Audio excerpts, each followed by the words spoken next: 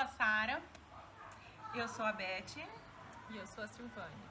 Nós somos do Homescolarizando. Estamos aqui hoje para responder algumas perguntas sobre o que é homeschool. Que bicho é esse? Para definitivamente sanar todas as dúvidas. Mas na pergunta aqui não quer calar.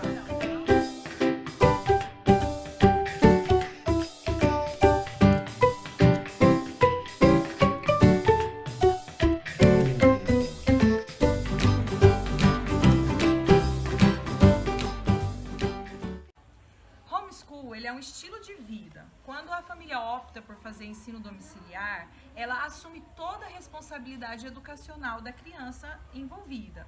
Então, da mesma forma que você cuida de todas as áreas da vida do seu filho, saúde, entretenimento, socialização, você também cuida da parte acadêmica. Você é o provedor da educação do seu filho. E isso é fazer homeschool.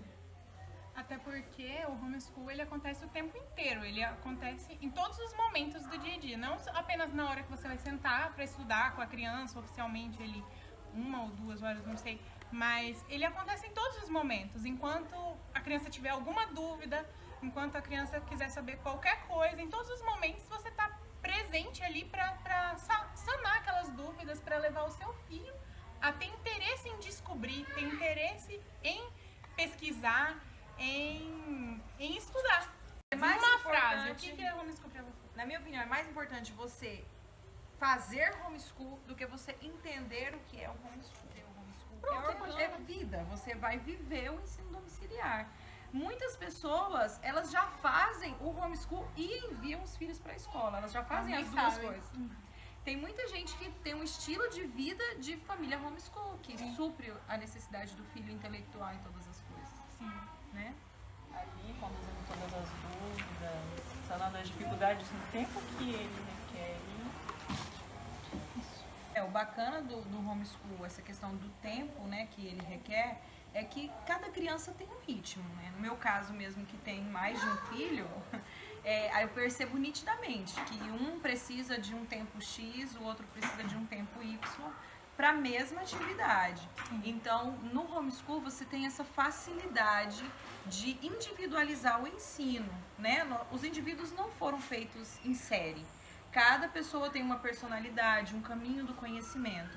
Então, quando você faz o ensino domiciliar, é muito fácil você identificar o caminho do conhecimento do seu filho. O que funciona para um, não funciona para o outro, o que funciona para o outro, não funciona para um.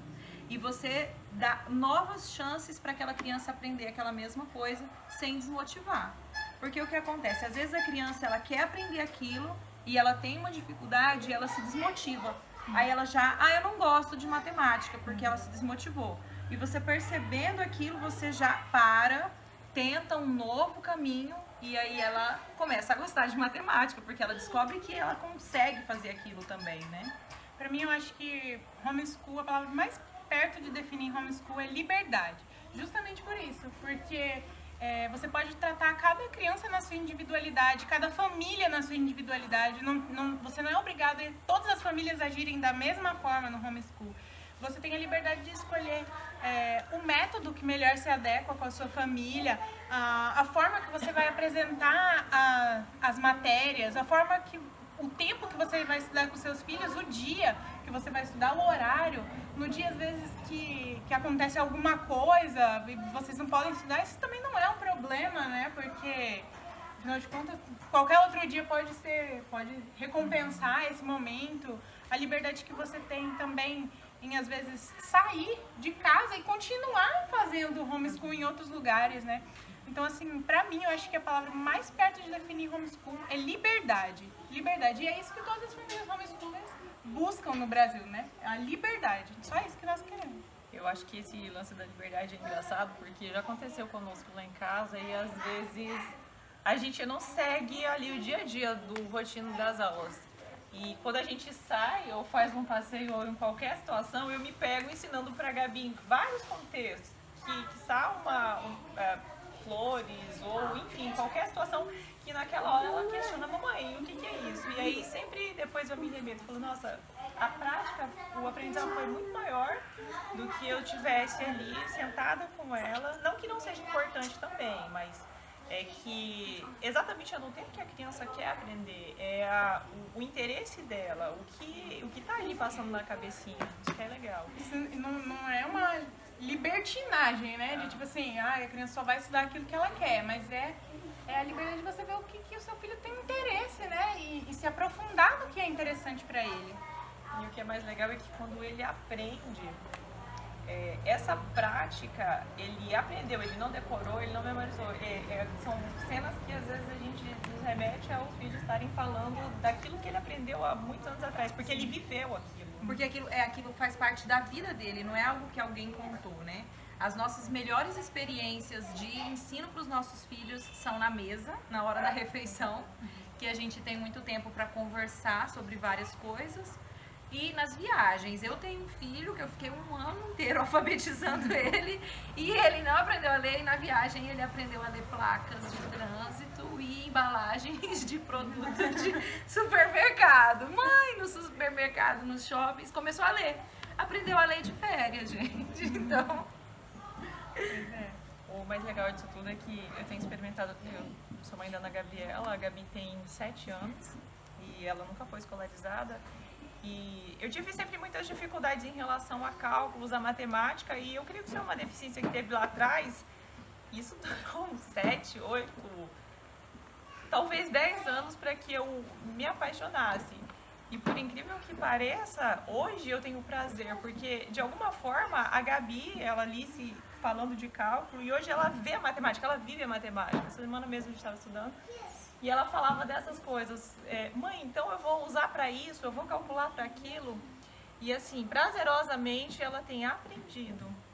Sim, é verdade. De uma forma orgânica, né? Uma característica muito forte das famílias que fazem ensino domiciliar, independente do método que escolha, o aprendizado ele é orgânico, ele é orgânico. Então, assim, algumas pessoas perguntam, às vezes, pra Sara, que eu já vi perguntando, nossa, mas você já tá ensinando isso pra Tabita? É porque foi do interesse da Tabita conhecer aquilo. E tem coisas que a criança, ela tem um interesse muito precoce.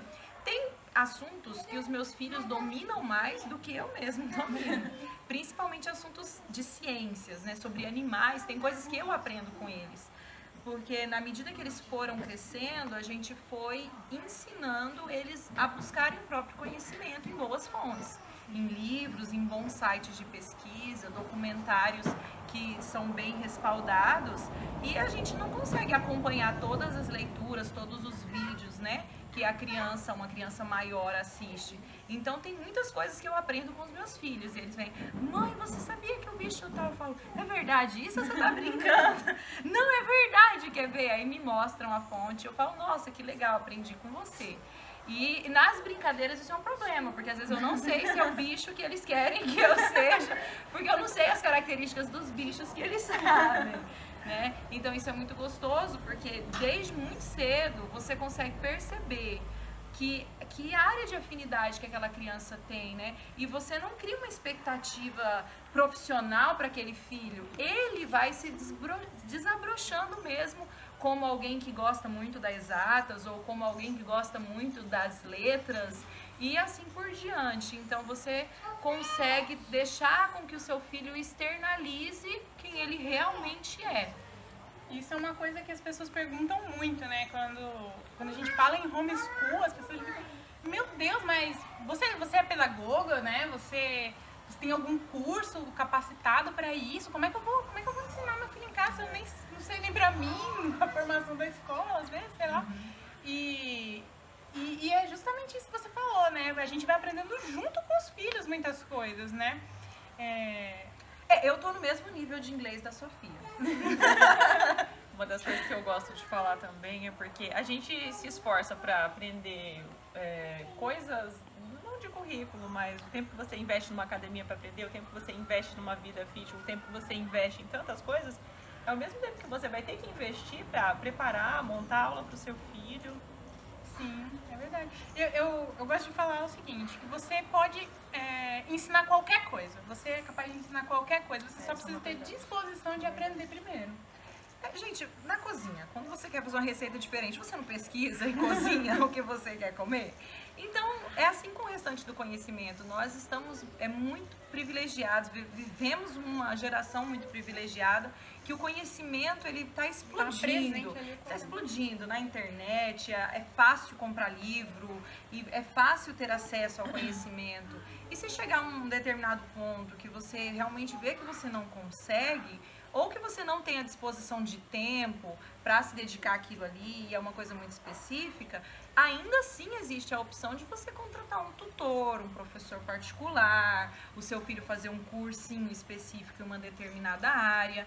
Não é porque fazemos homeschool que nós somos totalmente contra qualquer método de ensino que agregue valor, né? Por exemplo, meus filhos, eles já frequentaram diferentes aulinhas fora do currículo, né? Aula de natação. Não foi algo que eu ensinei para os meus filhos, né? Foi algo que a gente pagou um profissional, para o profissional estar aplicando uma técnica adequada para eles aprenderem. Você pode fazer isso também, se você não quer gastar essa energia aprendendo inglês junto com o seu filho, você pode colocar o seu filho numa aula de inglês, né? Você pode colocar o seu filho em várias habilidades que você considera que você não tem. E aí volta novamente o ponto da liberdade, né? Você vai escolher como você vai conduzir essas dificuldades, essas coisas específicas que vão surgindo, né? Beth, se fosse pra você falar assim, por que você faz homeschool?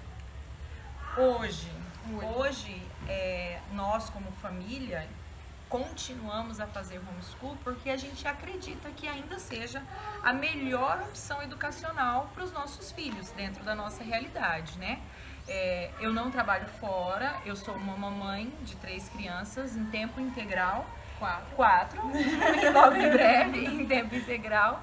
E pra gente esse é o melhor método de ensino, por todas as vantagens que a gente já colocou, que vocês que acompanham o nosso perfil sabem, que a gente diariamente coloca. E pra mim não tem um sistema melhor que corresponda à nossa família. É por isso que eu faço homeschool. E abrindo um parêntese aqui, Beth é uma mãe homeschooler em tempo integral. Atualmente eu sou, mas eu durante muito tempo fui seletista. Eu tinha uma atividade que não me consumia 8 horas dia, mas que eu ficava a maior parte do tempo. E ainda assim eu era uma mãe homeschooler. É claro que de uma forma um pouco diferente, mas ainda assim dava para aplicar. E essa é uma dúvida muito grande, assim, das mães. Meu Deus, mas tem que parar de trabalhar? Como é que é? Como é que eu vou dar conta de fazer homeschool e trabalhar fora? É óbvio que era uma rotina muito diferente da Beth. Por exemplo, a Beth tinha um tempo integral. O meu, na época, eu acabava usando uma programação já pronta e tinha um tempo de estudo com a Ana Gabriela, né? Isso mesmo, aí voltamos no método, né? Porque você pode comprar um currículo fechado e aplicar ali por 1 hora por dia com a sua criança, ou você pode produzir o seu próprio material. Então, você não tem uma limitação temporal para fazer o ensino domiciliar, né? Só a gente tem que tomar um cuidado para as pessoas não imaginarem que a gente fala disso como se fosse estudar só a hora que quer. Também não é assim, né? É importante ter uma rotina. Isso. Todas nós aqui temos uma estrutura familiar, cada um tem a sua própria estrutura, o seu ritmo, as necessidades de horário, né? Na minha casa eu tenho uma necessidade de horário rigorosa, porque o meu esposo trabalha fora e a gente tenta conciliar a nossa vida com a vida dele, com os horários dele. Então, para mim, fica mais fácil organizar de uma determinada forma, a Sara organiza de outra determinada forma, a Silvane de outra determinada forma, mas em momento algum a educação dos nossos filhos é negligenciada, né? Tudo aquilo que eles precisam aprender, eles estão sendo supridos. A diferença é que nós vamos além disso. Então, é uma coisa que as pessoas não entendem. Elas acham que o homeschool dá o mínimo. Na verdade, não é. Na verdade, a gente sempre vai além do que o currículo nos é exigido. As pessoas sempre perguntam, mas meu filho não vai ficar atrasado na escola, né? Tipo assim, em comparação com os coleguinhas e tal. E o que a gente normalmente vê é que as crianças homeschoolers acabam ficando muito à frente, né? Eu acho que uma pergunta que sempre nos fazem, eu acho que quanto tempo o seu filho estuda? Eu acho que essa é uma pergunta assim, quanto tempo? Mas ele fica 4 horas sentado? Não. Exatamente, Não. por a gente ter essa liberdade. Pela prática e pela experiência. né? Porque tirando a parte que eles estão dormindo, eles estão o tempo todo estudando. É verdade. E não é, assim, você não tá 4 horas sentado ali, até porque, né, exigir às vezes de uma criança pequena, por exemplo, a minha filha, né, com 2 anos é impossível fazer ela ficar sentada 4 horas.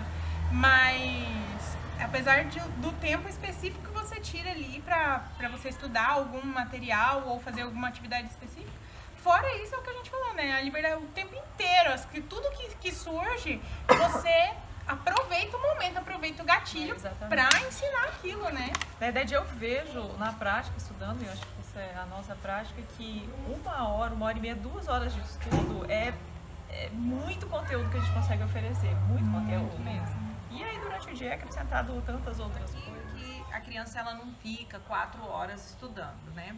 Na verdade, isso depende da fase que a criança tá, né? A Sara tá com a filha dela bem pequenininha ainda, então assim, o segredo dessa idade é pegar o interesse da criança e fazer coisas curtas durante vários momentos do dia. É claro que a Sara se programa para ter um tempo formal, que a gente chama assim, o tempo formal do estudo.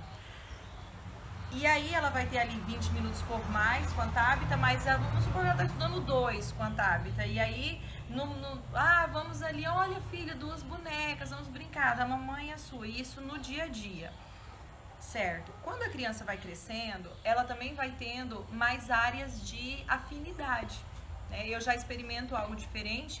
A Sofia já vai fazer 11 anos. Então, assim, a Sofia ela tem áreas de interesse que é só dela, que vão além do currículo, e a gente estimula ela a pesquisar por ela mesma.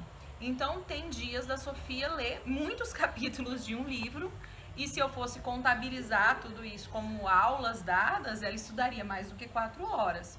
Então, a criança que faz o homeschool, ela tem mais tempo para estudar. Porque a criança que ela está, de uma certa forma, presa a um sistema educacional, ela tem um cronograma fixo que ela precisa cumprir, né? Esse é o sistema, não tem para onde correr. Além daquele cronograma fixo, ela ainda tem trabalhos, atividades extras que ela precisa fazer para complementar aquele currículo. Quando a gente trabalha o ensino domiciliar com a criança, e você tira ali, por exemplo, a idade da Sofia, eu invisto com ela 2 horas de tempo formal pro dia, né? Além dessas 2 horas, sobra todo o resto do tempo para ela pesquisar aquilo que é da área de interesse dela. Então, às vezes, a criança passa mais tempo estudando. A diferença é que, para ela, aquilo é extremamente prazeroso. Ao ponto da gente falar assim, não, filha, tá bom, vamos fazer uma outra coisa, uma outra atividade, vamos dar uma volta de bicicleta, vamos fazer uma outra coisa, porque você já estudou bastante isso. E fica muito característico na criança a alegria que ela tem por conhecimento. A alegria que os nossos filhos têm de ir a uma livraria, por exemplo, é imensa. Se você estiver passeando com os meus filhos e você for no shopping, eles vão querer ir numa livraria. É a primeira coisa que eles perguntam, tem livraria?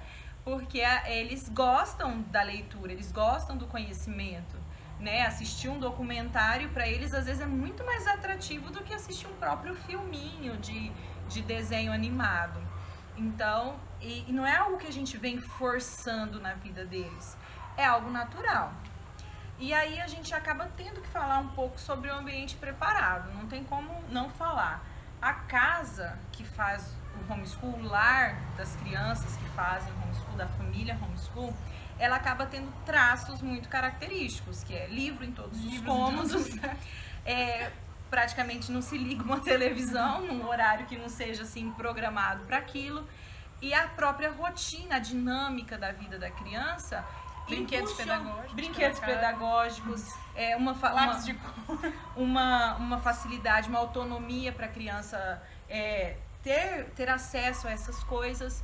Então, assim, a criança, ela cresce num ambiente favorável, né? Então, assim, uma das primeiras coisas que a gente poderia conversar sobre como começar o ensino domiciliar é você ter um ambiente favorável para a educação e não um ambiente desfavorável. Um ambiente que desperte, né, o interesse da criança, né? Porque, na verdade, muitas vezes, tenho certeza que acontece com vocês também, que a própria criança pede pra fazer alguma atividade, pede, a Tabata passa o dia inteiro pedindo, mamãe quer fazer uma atividade, ou quer fazer alguma coisa específica, e você vai programar ali, vou fazer um projeto de um vulcão, mas a gente só vai estudar 1 hora, vai durar muito mais do que isso, então assim, dependendo do que se for interessante pra criança, ela vai querer passar um tempão ali, muito choro já que tivemos para guardar atividade científica, já não temos que almoçar. Acho que é legal a gente explicar pra vocês como é que foi que a gente entrou nesse universo, né, de fazer homeschool, como é que você conheceu e decidiu que isso era pra sua vida e pra sua família. Como é que foi pra vocês, Silvane? Então, eu sempre ansiava muito em ter filhos, né? E posterior a isso, quando a Gabi tinha 1 ano e pouco, 1 ano e meio, eu me lembro que eu estava sentada na mesa de casa e comecei a ler uma matéria, uma reportagem, e enquanto eu lia, eu falava sobre homeschool. Até então era um assunto que eu jamais conhecia e nunca tinha ouvido falar. E depois desse dia eu li, e aí eu olhei aquela reportagem, deixei de lado e falei, uau, mas isso é uma coisa, e falava sobre os Estados Unidos, né? Que não é uma realidade, mas assim, o meu olho encheu de água e eu ansiei aquilo. E o tempo foi passando, o Gabi foi crescendo, e aquilo ficava sempre no meu coração. Eu comecei a pesquisar mais como era, como que as famílias faziam com aquilo tudo, como que era estudar em casa, mas até então, na minha mente, não era uma realidade no Brasil. Estudei um pouco sobre legalização e aí foi onde... A Gabi chegou aí pra escola? Não, a Gabi não foi escolarizada. Esse processo todo aí, ela tinha aproximadamente 1 ano e meio e com 2 anos e meio, mais ou menos, é onde aquilo, assim, nitidamente eu não conseguia ver eu levando a minha filha pra escola, inserindo ela em um espaço onde eu não poderia estar ali, acionando as necessidades dela. E quando a Gabi tinha aproximadamente 2 anos e meio, onde eu descobri um grupo de mamães, e a Beth era uma delas, a Sara ainda não era uma delas, porque a Tabita ainda não tinha nascido, e eu fui apresentada para um grupo que fazia homeschool. E aí, pronto. Como assim, Rondônia? Aquilo que estava na minha cabeça, eu falei, Senhor, é no Brasil e é aqui na nossa cidade, em Cacoal. E o que eu pude ver e que realmente, assim, me fez decidir é que era possível. Era possível porque eu via na prática, eu via as crianças da Beth praticando. Eu sou quase uma discípula homeschool da Beth. E aí eu comecei a ver que aquilo era possível. Daquele dia em diante foi uma mudança. E aí a minha cabeça não parava mais de pensar em homeschool. Eu comecei a pesquisar, comecei a entender. E como a Gabi ainda não estava no tempo exigido, né, pra, enfim, levá-la para a escola, eu comecei a trabalhar isso em casa com ela. Comecei a pesquisar material, comecei a ver o que ela se interessava mais, trabalhar muita coisa de forma lúdica, em casa mesmo. Mas eu ainda tinha um dedinho do processo de ter que estar na escola, sabe? De ter que colocar, porque na minha mente, uma das coisas que possivelmente você também tem, é que eu não iria dar conta. Que eu não iria dar conta, porque eu não tinha uma formação específica. Eu não sei onde ensinar. procurar material, eu não sei o que fazer. E assim como talvez você que tá vendo tá muito perdida, assim foi comigo também. Eu fiquei preocupada, o que eu vou fazer, como eu vou fazer. E uma das coisas que me ajudou muito é a facilidade do grupo, da convivência, da relação com as meninas que já tinham, possivelmente para a Beth vai contar um pouco da história dela, mas deve ter sido um pouco mais difícil, porque eu acho que você não teve, né, Beth, um pré. Eu tive essa ajuda de poder ver que funcionava, então daí em diante eu já não consegui mais desver o homeschool para a vidinha da Gabi. A importância do grupo de apoio, né? E hoje tem já grupo de apoio em diversas cidades no Brasil, né? Na verdade, acho que faz toda a diferença, porque você acaba vendo que você não tá só, você tá vendo que é possível, você consegue ver o resultado, você consegue ver a prática e falar, não, então vai dar certo. As duas formas de grupo de apoio funcionam, as virtuais e as físicas, né? As presenciais são melhores ainda porque as crianças se interagem com os iguais, né? Mas se na sua cidade não tem ninguém, eu vou contar pra você a minha história. O homeschool, ele surgiu na minha vida quando eu tive o meu segundo filho. A gente já tinha tomado uma decisão de parar que eu iria parar de trabalhar para cuidar dos nossos filhos. E durante toda a gestação eu fiquei me preparando para essa pausa, né? Para parar de trabalhar, ficar em casa com as crianças. Anterior a esse período, a Sofia, que é a minha filha mais velha, já tinha 2 aninhos e ela já estava numa escolinha, né? Então a Sofia frequentava a escolinha e eu trabalhava fora e a nossa vida seguia assim. Quando a gente optou por parar de trabalhar, ficar em casa, coincidiu com o final da gestação. Então nós pensamos, nossa, vai ser muita coisa na cabecinha dela, né? Ela tá ganhando um irmãozinho mais novo e a mãe vai ficar em casa com o irmãozinho, coisa que nunca fez com ela, então assim seria motivo dobrado para ela ter um problema de ciúmes, né? E eu fui na escolinha que ela estudava, conversei com a diretora e a diretora me apoiou, falou, não, tira um tempo mesmo da escolinha, ela também não estava numa idade obrigatória, né? Era só mais uma creche e fica um tempo em casa com ela, né? E foi isso que nós fizemos. Eu tirei a Sofia da escola para aproveitar esse momento do nascimento do nosso segundo filho, para ela poder viver aquilo junto comigo. Nesse período, a minha mãe é pedagoga e aí a minha mãe ficou preocupada, porque a Sofia já estava num processo de aprendizado. E ela falou assim, minha filha, por que você não faz alguma atividade com a Sofia, alguma coisa para ela continuar se desenvolvendo? Porque a nossa ideia era no próximo ano colocá-la de novo na escolinha. E aí eu falei assim, tá bom. Só que não é minha formação, não sou formada na área da educação, minha formação acadêmica é fisioterapeuta e a minha profissão mesmo era professora de dança. Então, assim, eu não tinha uma formação para aquilo. Eu tinha o apoio da minha mãe e aí ela me comprou um material. Ela falou, esse material é muito bom, pode usar. Eu peguei um currículozinho pronto do pré-escolar e comecei a aplicar com a Sofia. E eu tenho certeza que isso foi providência de Deus para criar o laço que eu não tinha com a minha filha. Como eu trabalhava fora por um período muito longo, eu não trabalhava só 8 horas, eu trabalhava muito mais do que 8 horas. Eu não tinha muitas rotinas com a minha filha, né? Eu era uma mãe ausente. E o ensino domiciliar foi o elo que o Senhor usou para nos aproximar. Então eu via nos olhinhos da Sofia cada dia mais prazer em estar comigo para a gente fazer uma atividade. E era assim, era 20 minutinhos por dia, porque ela era muito pequenininha. E no tempo que o neném dormia, a gente fazia uma atividade, a gente aproveitava para fazer um passeio e ela estava achando muito legal aquilo. E eu também. Então eu comecei a me apaixonar por aquele momento com a minha filha e eu fui me encantando com aquilo, fui conquistando os benefícios do ensino domiciliar sem ao menos saber que isso existia. Eu não tinha nem noção. Para mim, o lugar de criança sempre foi na escola. Eu fui para a escola, minha irmã foi para a escola, meus primos, e não tinha outra opção, né? Então eu conheci, ouvi falar disso, assim, que em algum lugar do Brasil alguém fazia, né? No caso, quando eu ouvi, era na Bahia, que haviam pessoas na Bahia que faziam ensino domiciliar, e aí eu fui pesquisar isso, aí que eu fui descobrir, gente, que nos Estados Unidos existe há muitos anos, que é legal, já tava fazendo, que tinha muitas pessoas fazendo no mundo todo, que os países desenvolvidos apostam nisso, e aí eu comecei a estudar o tema, e aquilo foi conquistando o nosso coração.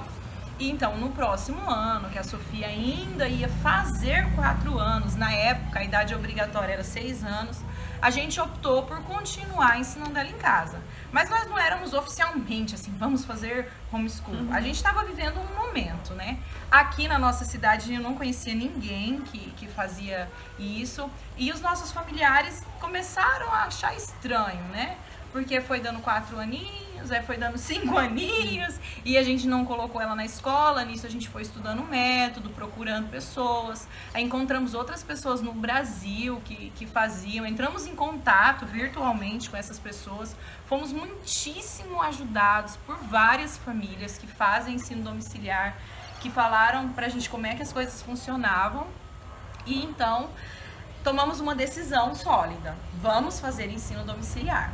Aí foi a hora da verdade, de encarar as pessoas, né? Quando a Sofia já estava com 6 anos, olha quanto tempo já havia se passado, aí tivemos que encarar as pessoas e ser sincera com elas, falar: não vamos colocar na escola, vamos fazer ensino domiciliar.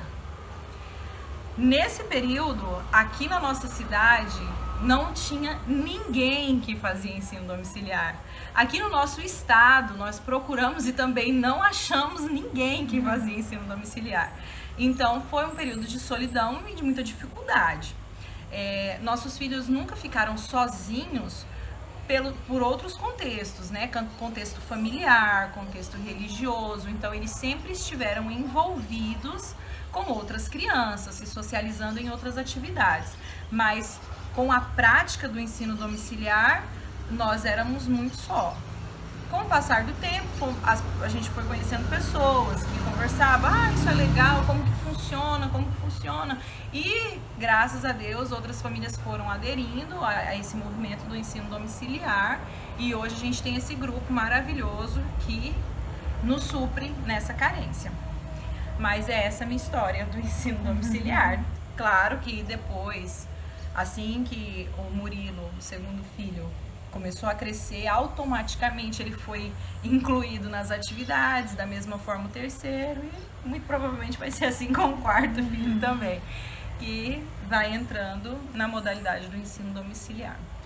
E o bom, né, que a gente está falando de um histórico de 10 anos atrás, né? A Sofia vai fazer 11, são 8 anos atrás.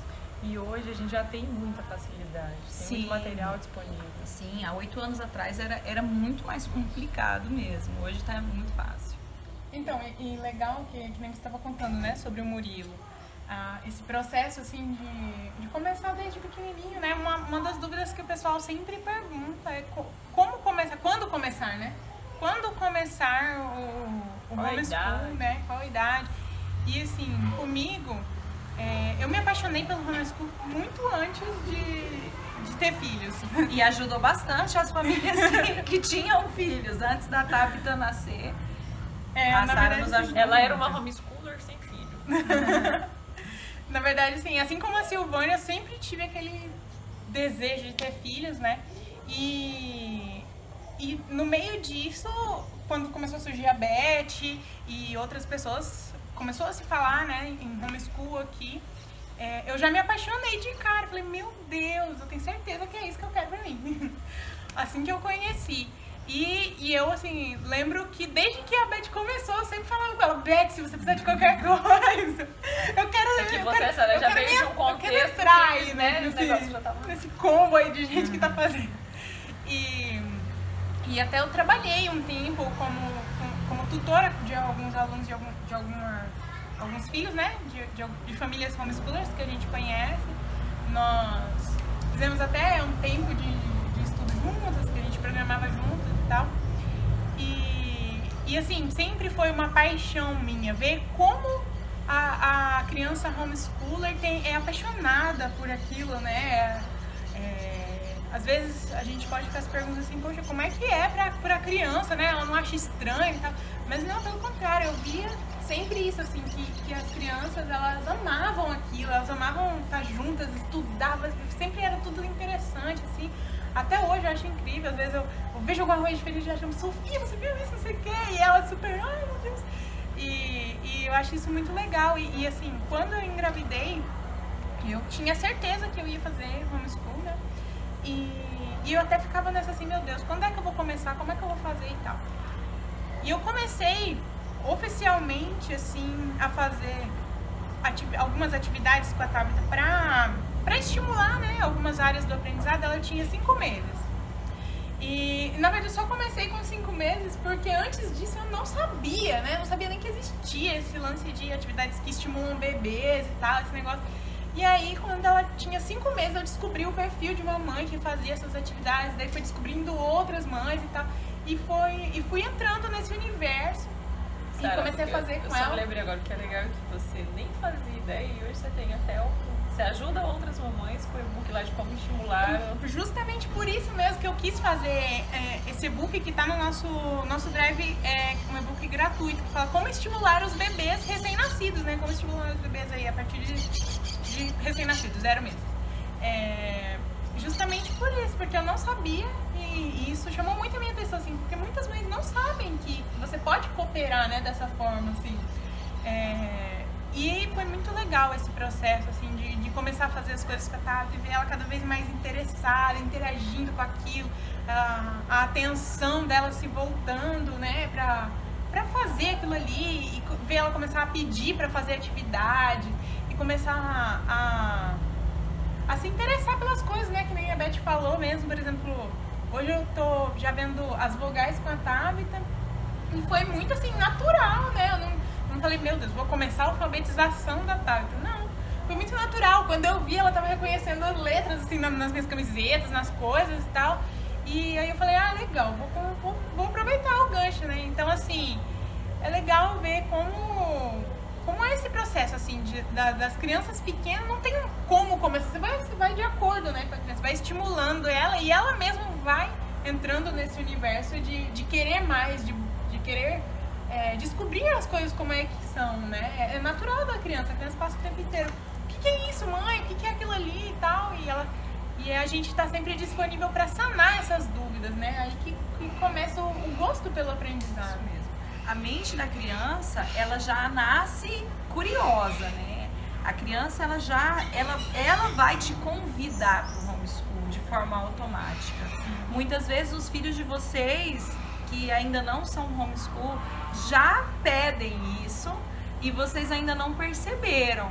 Quando você está fazendo um passeio com seu filho, esse período que a gente tem vivido mais de quarentena, né, de ficar em casa, a criança está o tempo todo, mãe, o que você está fazendo? Pai, o que você está fazendo? Nossa, como que isso funciona? Eles têm uma facilidade de ver um inseto e sair correndo e achar muito legal que a asa do inseto brilha e querer guardar o inseto. Ou então você está ali, a criança no quintal brincando e a água entra pra... Por que a água entrou dentro da terra? E por que não acontece isso quando está na banheira? Então, assim, a criança, ela tem muita curiosidade. Se você for indo pela curiosidade dela, muita coisa você já vai conseguir estruturar para o seu ensino domiciliar, né? Tanto que é muito comum acontecer nas famílias homeschoolers, não tem assim um padrão, por exemplo, meu filho tá no 3º ano, ele tá vendo exatamente as matérias do 3º ano, né? Lógico que tem uma base que a gente segue, mas às vezes a criança tá ali no 3º ano e tem matéria lá do 5º que ela já tá interessada e ela já tá vendo, entendeu? Matéria universitária. Matéria universitária. Eu lembro que uns 2 anos atrás, né, a minha formação, como eu já falei, é na fisioterapia, né?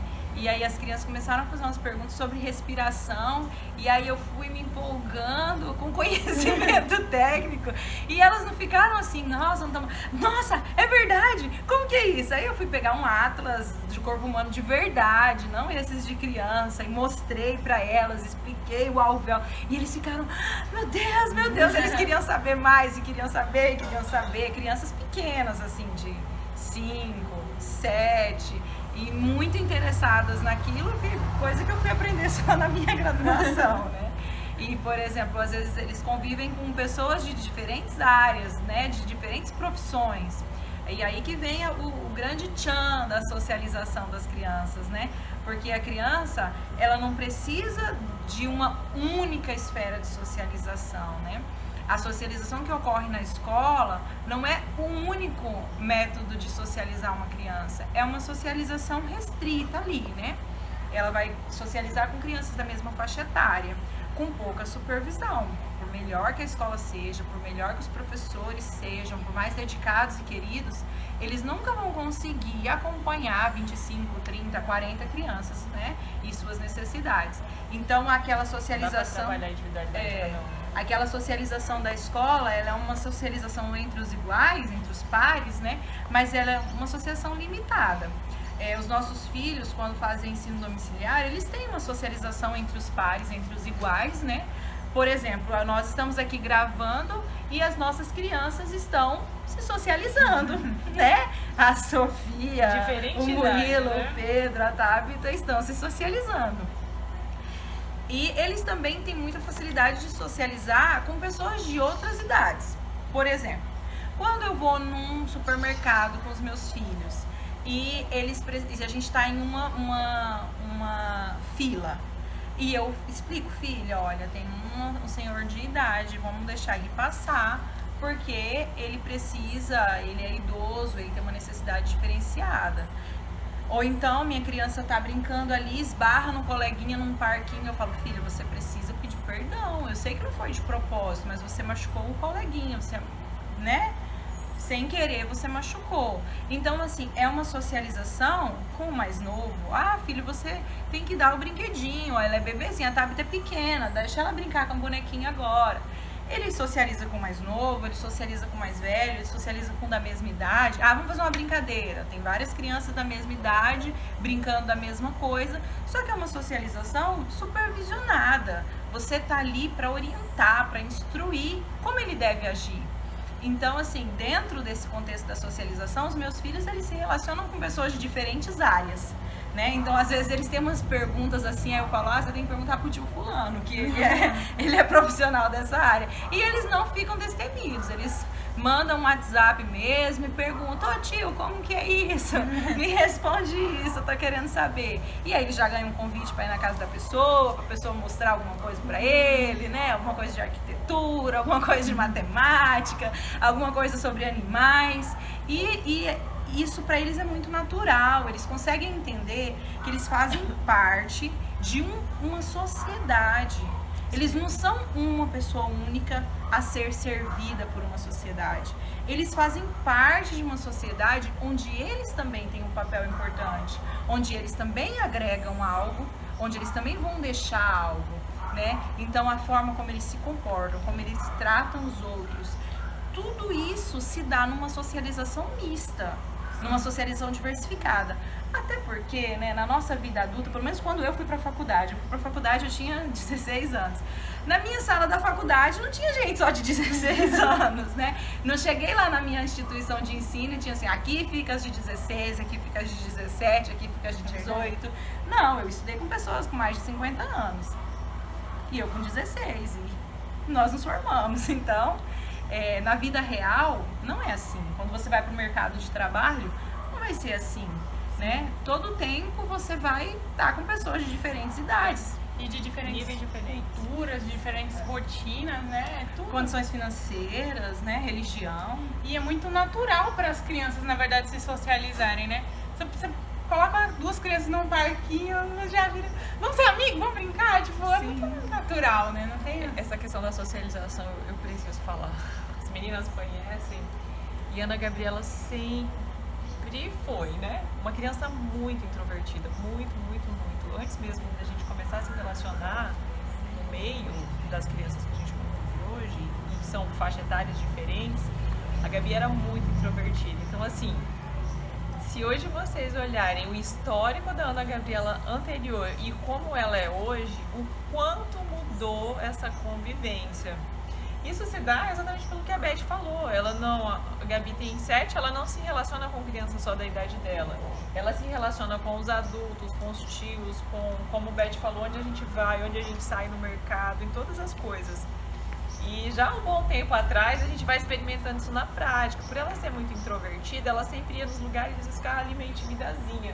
Já várias vezes a gente sai, vai na sair, tem um parquinho, alguma coisa, e quando eu olho pra Gabi, ela tá com 2, 3 amiguinhos ali, conversando e falando.